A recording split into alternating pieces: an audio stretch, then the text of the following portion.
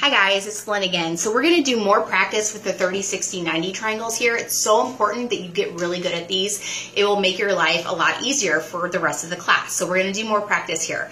So I've talked a little bit about the pattern that every 30, 60, 90 right triangle always follows. And that is the shortest side that is opposite of the 30-degree angle. If we start with this as equaling 1, then the hypotenuse is always just 2 times that short side. So the hypotenuse would be 2.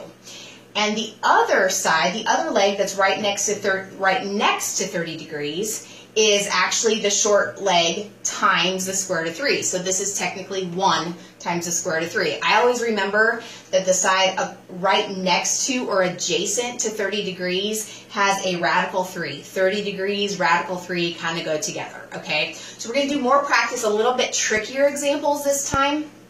So if we have a problem, a triangle that looks like this, it's a 30, 60, 90, okay, something like this. Let's pretend this time let's start somewhat easy. If I say, this time I'm going to give you the long leg, the leg that is adjacent to 30 degrees. If, let's say this is, 17 radical 3, like that. Well, remember, long leg next to 30 degrees contains the radical 3. So what is the short leg going to be?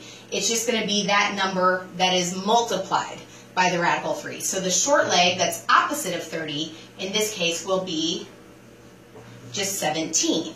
And then the hypotenuse is always 2 times that short leg. So the hypotenuse in this case will be 34. Okay, so there's your pattern again. The 1, 2, square root of 3. 1, 2, square root of 3 is how I remember it. 1, 2, square root of 3.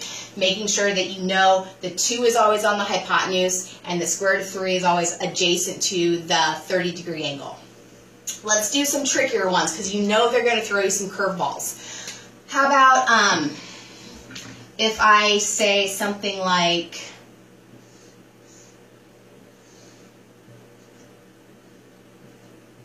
here's my 30, 60, 90 triangle, and I'm going to, again, start with the long leg, the leg that's adjacent to 30, but now I'm going to say it is only, let's say it's just 9, so I don't have a square root of 3 there.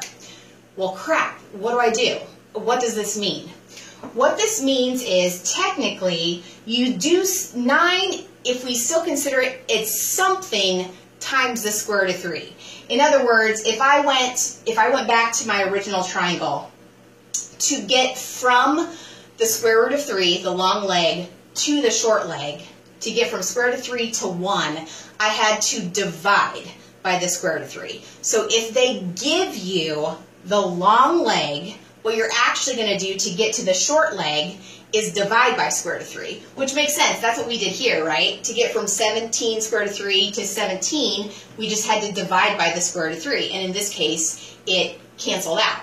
So we're going to do this time. Now we just have a plain old number, a 9, but we're going to divide by the square root of 3. So this is actually going to be 9 divided by the square root of 3. Down there for my short leg that is opposite of 30, right? And then if we just leave it like that, we would know our hypotenuse is 2 times this, so that would be 18 over the square root of 3, correct? Now that's pretty good as far as I'm concerned, but if your teacher wants you to rationalize, you can always multiply by the square root of 3 on top and bottom. So that will give you 9 square root of 3 over 3, which then reduces further. 9 over 3, whole number outside the radical, reduces to just a plain old 3, square root of 3. Same thing with 18 square root of 3. That, if we rationalize square root of 3, square root of 3, that will become, I'm going this way, 18 square root of 3 over 3, which then equals 6 square root of 3. So that's kind of messy, but again, they gave us to start with the long leg. We had to divide this time by the square root of 3 to get our short leg. So when we divided by the square root of 3, at the end of the day, after we rationalized, we got 3 squared